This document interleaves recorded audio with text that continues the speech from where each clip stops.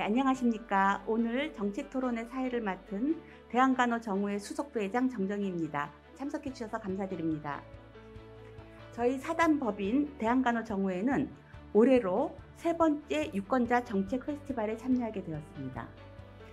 올해에는 특히 코로나19로 그 어느 때보다도 공공보건의료에 대한 관심과 중요성이 커지고 있습니다. 따라서 저희 오늘 정책 주제는 공공보건의료 활성화를 위한 지역사회 간호사의 역할이라는 주제를 정해서 정책 토론회를 개최하게 되었습니다. 그럼 지금부터 정책 토론회를 시작하겠습니다. 네, 안녕하십니까. 소개받은 중앙대학교 적십자간호대학의 장순아입니다. 오늘 이렇게 유권자 페스티벌에서 발제를 맡게 돼서 영광으로 생각합니다. 오늘 제가 말씀드릴 주제는 공공보건의료에서의 지역사회 간호사의 역할입니다. 현대 공공보건의료에서 우리가 관심 있게 들여다봐야 되고 그리고 해결해야 될 두 가지 문제로 건강 불평등의 심화와 저출산 고령사회 도래라고 할 수 있고요. 이 두 가지 직면된 상황에서 지역사회 간호가 해야 될 역할은 보편적 건강 보장을 달성하도록 함께 노력해야 되고, 두 번째가 주민 참여를 통해서 찾아가는 서비스를 확대해야 된다라는 것입니다. 그런 노력들을 통해서 노인이나 영유아나 임산부나 빈곤 취약계층이나 장애인 등 모두 어느 시대를 살아가든 어느 생애 주기를 살아가든 그리고 내가 어느 지역에 살든 똑같이 건강 보장을 받을 수 있어야 한다는 것입니다. 이랬을 때 지역사회 간호사가 그동안 많은 역할들을 해왔던 것도 사실입니다.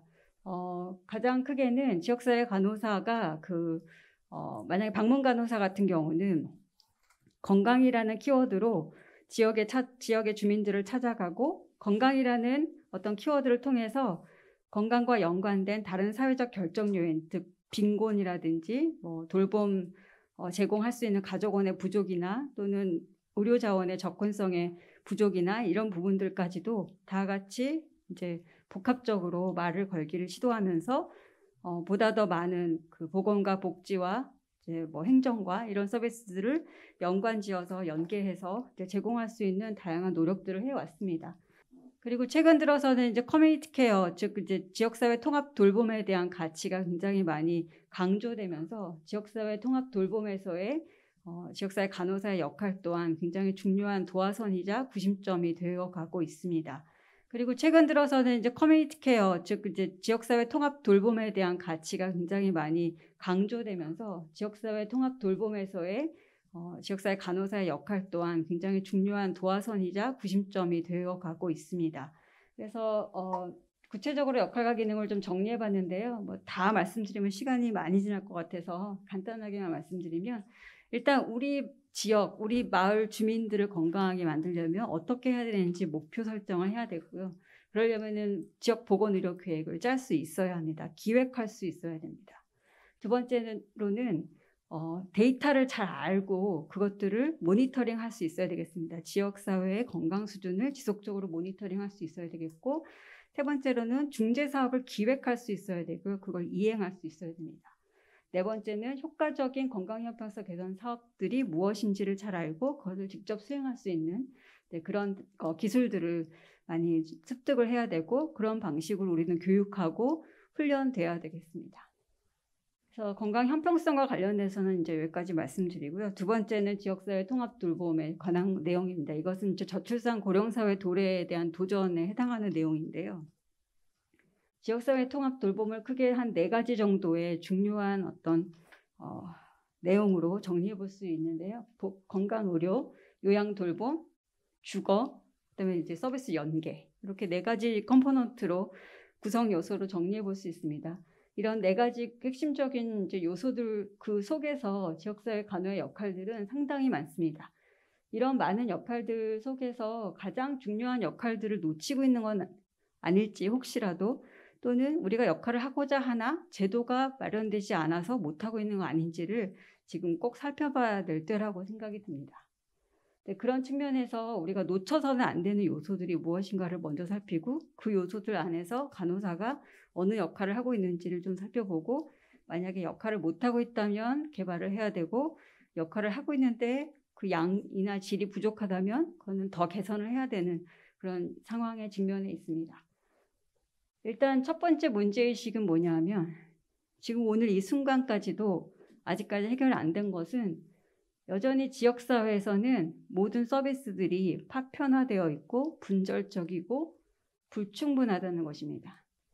그래서 그걸 하기 위해서는 지역사회 간호사가 일종의 커뮤니티 케어, 즉 지역사회 통합돌봄의 중요한 도화선이 됐으면 하는 바람이고요. 그랬을 때 통합적이고 연속적인 재가건강관리 체계를 가져야만 하고 그 체계 안에서 이런 연속적 서비스의 어떤 풀이 되는 역할, 본드가 되는 역할, 중간에 붙여주는 풀 또는 본드, 저는 그렇게 생각하는데 그렇게 중간중간에 빈틈을 메워주는 부분들이 다 필요한데 그 간호사들이 할 수 있다라는 말씀을 좀 드리고 싶고 실제로 그렇게 디자인을 이제 하고 있고요. 지금 통합적으로 파악하고 관리할 수 있는 그런 지역사회 간호가 됐으면 좋겠고 또 이랬을 때 전환기 의료와 퇴원 관리에서 이제 중요한 기능을 했으면 좋겠다라는 것입니다.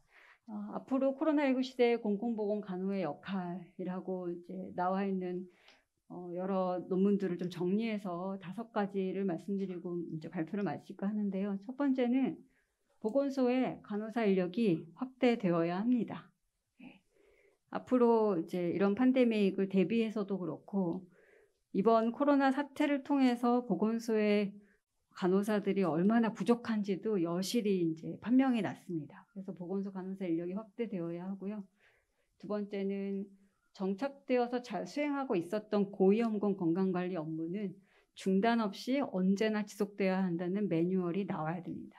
그래서 취약계층을 위한 방문 건강관리 또는 노인과 장애인을 위한 그동안의 많은 서비스들은 어떠한 감염병 상황이 와도 중단이 없어야 한다라는 기본적인 우리의 업무 지침 같은 것들이 이제 확정이 되어야 된다 또 생각이 들고 또 이런 상황에서 팬데믹 상황에서는 보건소나 공공보건기관의 긴급 추가 예산이 확보될 수 있도록 기본적인 법적, 제도적 장치가 마련돼야 되겠습니다.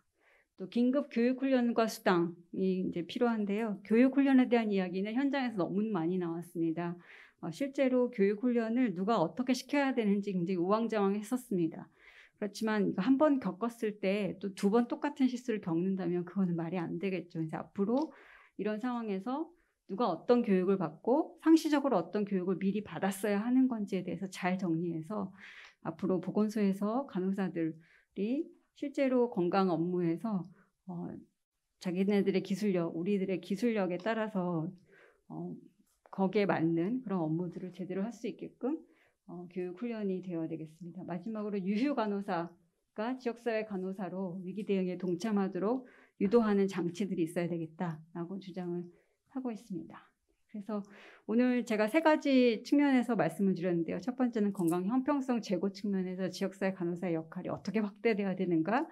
두 번째는 지역사회 통합 돌봄, 즉 저출산 고령사회에 대한 대응에서 지역사회 간호사가 어떤 역할을 보다 더 확장해 나가야 되고 어떤 방향으로 나가야 되는가. 마지막으로 이제 코로나19 팬데믹과 같은 상황에서 앞으로 지역사회 간호가 현재 어떻게 하고 있고 앞으로 어떻게 더 준비해야 하는가 이 3가지 측면에서 말씀드렸습니다. 네, 제 발제는 이것으로 마치겠습니다. 감사합니다. 그러나 이 주체가 어떤 교수님의 어떤 그 정언 명제로 제시된 것이 있는 반면에 실질적으로 그 스스로 주체들이 그런 역할에 대해서 명확하게 인식하고 있는가라는 거, 그렇게 자각하고 있는가, 또 그것을 조직적으로 공유하고 있는가.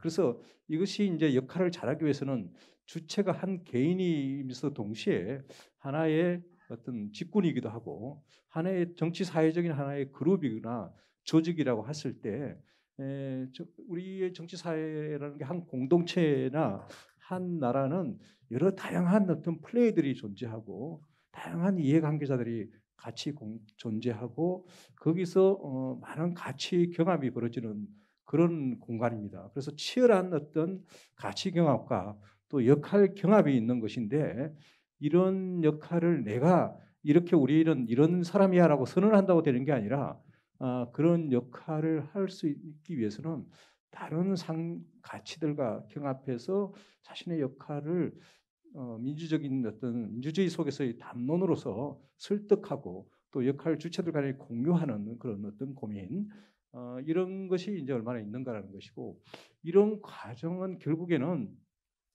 어떻게 보면 다른 어떤 집단으로부터 아니면 다수의 그 수혜자로부터 아니면 불특정 다수의 시민으로부터 어떤 신뢰를 얻는 과정이기도 해야 되고요. 그 신뢰가 튼튼할 때 그런 것이 하나의 토대가 될 때 그 역할에 대한 어떤 지지를 얻고 그리고 역할을 실제로 현실화할 수 있는 거 아니겠느냐라는 차원에서 신뢰에 대해서 그러면 주체는 자신의 신뢰를 얻기 위해서 얼마나 또 고민하는지 어떤 자각을 하는지 어떤 또 구체적인 어떤 실천을 하고 있는지 그리고 신뢰를 저버리거나 아니면 신뢰를 해치는 그런 어떤 사회적인 어떤 여러 가지 작동이나 아니면 반응이 있을 때 그것을 그냥 어떻게 대응을 하는지 이런 부분이 또 이제 중요한 대목이 아닌가 싶고요. 커뮤니티 케어 부분에 있어서 핵심적인 인력이 간호사 인력이기 때문에 뭐 특히 더 그렇다 이렇게 말씀을 드리겠고요. 제가 토론론에서는 이제 장승남 교수님께서 발제한 내용 중에서 좀 담지 못했던 내용들 그런 부분에 몇 가지만 좀 언급을 좀 드리고 있습니다.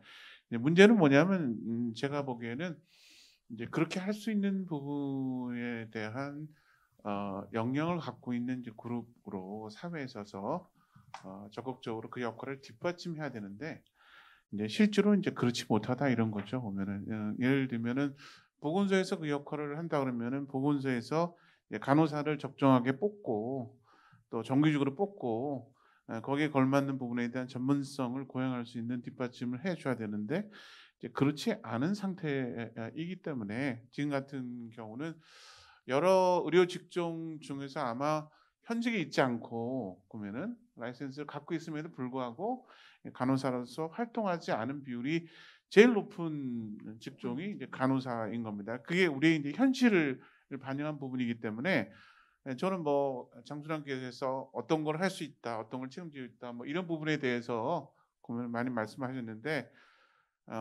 저는 그것보다는 그렇게 할 수 있도록 사회가 뒷받침하는 보면은 간호사가 너무 많은 일을 하셨어요. 뭐 더 많이 한다고 그렇게 필요한 거가 아니고 실질적으로는 그 하에를 제대로 할 수 있는 거에 대한 시스템을 뒷받침하는 과정이 중요하다 이렇게 볼 수 있어서 그 시스템의 뒷받침이 필요한 부분에 대한 것들을 좀 세 가지를 언급을 했습니다. 우리가 추구하고자 하는 그 공공보건 의료의 그 활성화가 그 현장에서 그대로 적용되겠다라는 그런 생각이 드는데 아쉽게도 오늘 그 말씀하신 그 지역사회 간호사의 그 위상이 이 전제 조건이 있는 것 같아요. 이것이 정착되기 위해서는 여러 가지 그 코워커 중에서 이게 뭐 복지 업무든 여러 가지 행정 업무든 그 코워커 중에서 이 간호직에 계신 이 지역사회 간호사가 주도적인 역할을 해야 한다는 그런 전제하에 이 말씀하신 내용이 적용이 될 수 있다는 그런 생각이 드는데 현장의 문제는 그렇지 않다는 게 좀 안타까운 것 같습니다. 뭐 이미 이제 앞에서 다 말씀하신 것처럼 지금 현재 여러 가지 그 인구 고령화라든가 만성질환 증가, 특별히 이제 기후 변화에 따른 여러 가지 감염병, 특히 이번에 그 코로나19 이러한 문제 때문에 우리는 보다 더 이제 건강에 대한 예방이라든가 증진, 보호, 또 이제 자가적인 그런 이제 그 건강 관리 능력 향상을 위해서 현재 우리가 그 지역사회 그 간호 역할에 대한 그 기대가 굉장히 큽니다. 그 특히 또 이제 우리 수원시 같은 경우에는 지금 현재 수장님이 한 분 계셔요. 과장님이 한 분 계시고 그리고 이제 나머지 이제 우리 간호직들 토탈 60명이 지금 우리 수원시 보건소에 근무하시고 이 60명 중에서 8분이 시범적으로 지금 동해 나가서 그 주공 사업에 그 참여하고 있습니다. 그런데 모두에서 말씀하신 것처럼 그 많은 여러 가지 문제 속에서 제 역할을 하지 못하는 그런 현실이 이제 굉장히 안타까운데 여하튼 아무리 그래도 그럼에도 불구하고 우리 지역사회 간호사의 역할은 그 환자와 또 그들의 가족 또 이제 이러한 모든 지역의 여러 가지 취약계층에 계신 분 외에도 모든 건강권을 추구하시는 그 지역사회 구성원에 이르기까지 우리 그 지역사회 간호사와 이제 실제로 이제 우리가 바라건대 가장 직접적이고 또 상호작용하면서 그들을 지지하고 옹호하고 또한 이제 케어할 수 있는 그런 실질적인 위치에 있는 분들이 바로 우리 지역사회 간호사다라고 이제 저는 확신하고 있습니다. 앞서서 이제 임 교수님께서도 얘기를 해주셨지만 이 공공보건 사업 자체가 많은 인력이 계약직으로 운영이 되고 있고 이 계약직으로 운영되고 있다 보니 이 조직의 경직성 때문에 구성원의 확장이나 발전을 최소화하고 또 계약직을 계속적으로 양산하면서 사업이 단절되고 있는 상태가 되고 있는 것이죠. 그나마 무기계약이라는 계속 고용 형태가 유지되고 있는 서울시 박물관관리 사업은 그나마 나은 실정입니다. 저 같은 경우에는 아직 남아있는 기간이 정년까지 20년 정도가 남아있는데요. 저는 그 사이에 많은 일들을 할 수 있겠죠. 그리고 많은 것들을 발굴해내고 많은 이제 자원들을 찾아낼 수 있겠지만 실제로 지방이나 다른 지방자치단체에서는 1년 10개월 정말 작은 단위에서의 그런 계약직들이 운영이 되다 보니 이 방문간호사들이 사업을 그러니까 계속적으로 운영하지 못하다 보니까 사업이 많이 단절되어 있는 상황입니다. 이제 서울이나 대도시는 그나마 낫지만 이제 간호사가 의료 인력을 구하는데 무리가 없는 편이지만 지방의 경우에서는 이 계속 고용이 안 되기 때문에 공공보건 의료의 질과 수준이 상당히 떨어져 있고 단편적인 사업을 운영하고만 있는 상황입니다. 정말 진정하게 이런 코로나 팬데믹 상황에서 간호사가 힘들게 그렇게